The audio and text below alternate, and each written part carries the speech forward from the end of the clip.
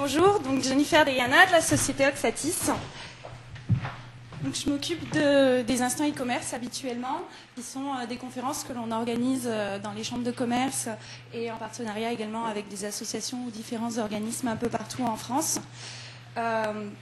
Aujourd'hui, je vais introduire ce forum en reprenant quelques chiffres sur le marché du e-commerce, son écosystème, parce que souvent, on se retrouve avec un marché qui est un peu mal connu ou mal perçu. Faut savoir que ça touche que 3% des entreprises en France, qui est assez faible, et bien souvent, on le voit un peu comme une menace pour les petites entreprises et les moyennes entreprises, et pas forcément comme une opportunité. Donc l'objectif, c'est un petit peu d'entrevoir justement de quelle manière est-ce que ça peut être une opportunité pour les plus petites structures. Ça offre un certain nombre d'avantages, donc on va les découvrir ensemble. Donc, avant tout, le e-commerce, ça offre des opportunités en termes d'analyse de comportement. En effet, à travers les différents sites que l'on peut lancer ou que l'on peut développer, ça va permettre notamment de mieux comprendre son client et de pouvoir le fidéliser derrière. Donc, vraiment d'avoir cette notion, apprendre à le connaître, savoir ce qu'il aime, son comportement, quelles sont ses habitudes d'achat, et pouvoir également donc, lui proposer un produit et des services qui lui conviennent et une manière de lui vendre qui lui est adaptée également. Également, ça va vous permettre de dynamiser votre offre. En effet, sur un site internet, vous avez la possibilité de mettre en place des promotions ponctuelles, de vendre à des cibles précises de manière différente et de modifier votre manière de vendre très rapidement. D'autre part, vous allez également pouvoir développer des communautés autour de votre activité. On parlera tout à l'heure cet après-midi de réseaux sociaux. C'est un bon moyen également de bien connaître votre client et de le faire participer. Enfin, c'est un moyen de se développer économiquement. Vous allez pouvoir bénéficier d'outils de communication, d'échange et de distribution modernes qui peuvent être interactifs et qui vont permettre de, là aussi, mieux connaître votre client. Donc aujourd'hui, le e-commerce, c'est un marché porteur. En 2009, ça a fait plus de 25% de chiffre d'affaires, 200 millions de transactions. Ça représente 70% des Français qui achètent en ligne. Et aujourd'hui, on compte approximativement 64 500 sites en France.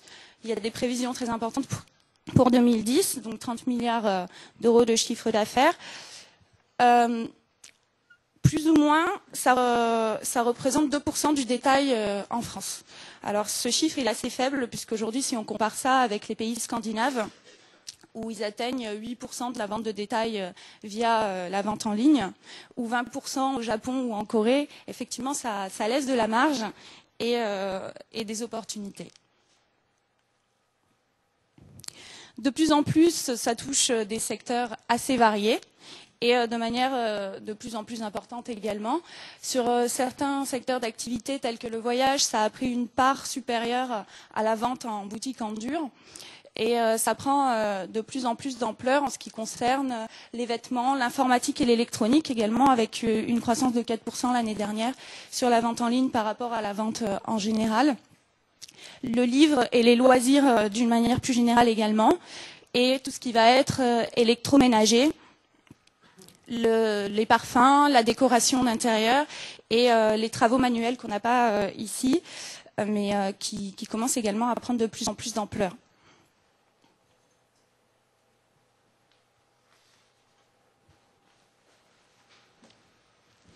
Enfin, on voit souvent le e-commerce et la vente en ligne comme un canal de distribution en parallèle. Il faut savoir que c'est aussi un canal de distribution qui va permettre une complémentarité avec la vente en boutique en dur ou via d'autres moyens de distribution.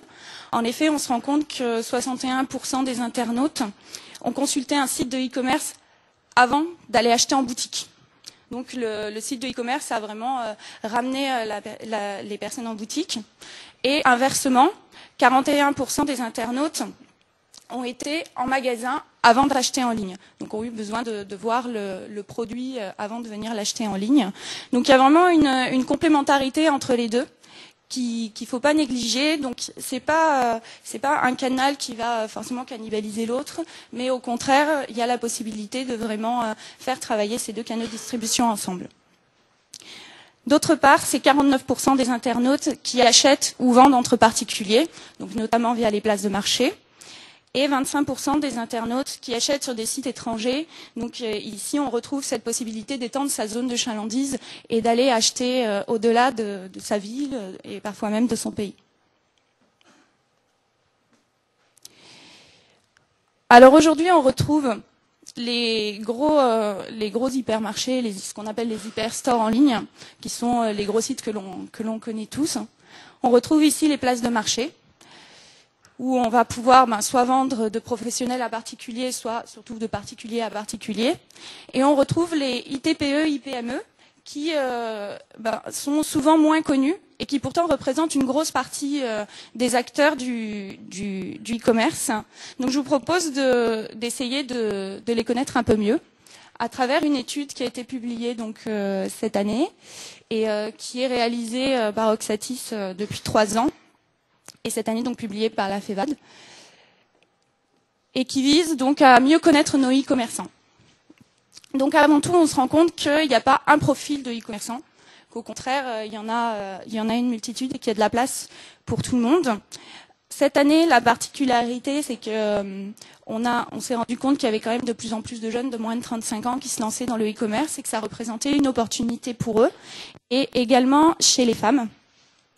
Puisqu'on se rend compte que le taux d'entrepreneuses parmi nos e-commerçantes était supérieur aux entrepreneuses en France par rapport au total des entrepreneurs.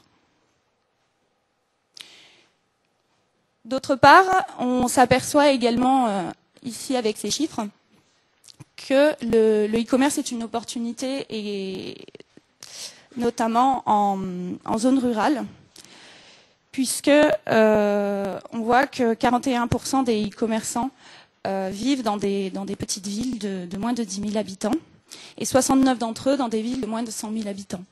Donc c'est assez important aujourd'hui parce qu'on est à une époque où la majorité des gens vivent dans des grosses villes. D'après l'INSEE, les 2/3 vivent dans des grosses agglomérations. Et pourtant, on se rend compte qu'une part importante de nos e-commerçants vivent en province. Donc là, on retrouve également cette notion de zone de chalandise et d'opportunité, même quand on n'habite pas dans une grande ville, d'aller au-delà et de pouvoir vendre ailleurs que juste aux alentours de chez soi. Leur motivation à entreprendre, cette année, ça a été surtout, alors sans doute lié un petit peu à la crise économique, mais ça a été surtout tourné vers la performance économique, donc surtout augmenter son chiffre d'affaires, mais également trouver des pistes de développement, que ce soit en termes de zone de chalandise, pouvoir vendre sur tout le territoire français ou vendre à l'étranger, et se développer également en termes de cibles, se diversifier, vraiment utiliser ce moyen pour axer son développement sur le web. Alors, il y a une petite particularité que l'on a voulu un petit peu faire remonter à la surface, c'est ce besoin chez les femmes davantage que chez les hommes de trouver également un moyen de travailler entre guillemets un peu plus confortablement et en tout cas de manière beaucoup plus flexible. En effet, ressort cette motivation chez les femmes de travailler de chez soi, avoir des horaires flexibles et être son propre patron. C'est un aspect qui ressort beaucoup plus chez les femmes, sans doute lié au fait qu'elles aient des enfants. Mais effectivement, il y a cette petite particularité par rapport à la motivation de développement économique et d'efficacité qui est beaucoup plus relevée chez les hommes.